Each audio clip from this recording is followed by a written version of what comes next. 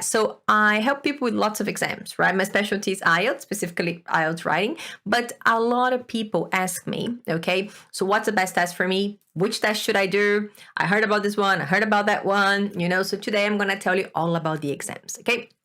So first of all, you need to know what you need this exam for. That's the first thing I ask my students. Oh, I don't know if I should do this or that. And I always ask them, what do you need it for? Okay, so I'm gonna tell you my case. Okay, so the first exam I did was the TOEFL exam. And why did I do that? I did it because I was moving to the United States.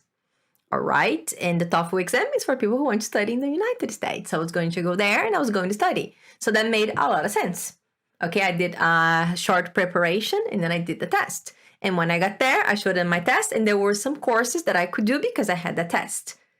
Okay, if I hadn't had the test, I probably had to do different things. So that was my first exam.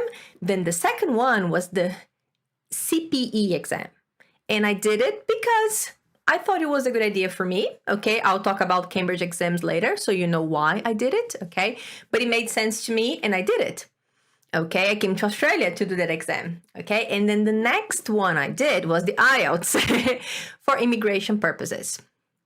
Okay, so so it depends on what you want to do with your exam.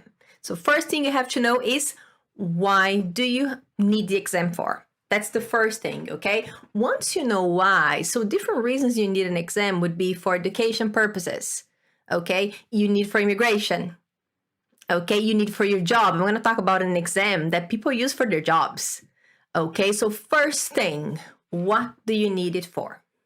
Once you know why you need that exam for, then you have the options of exams.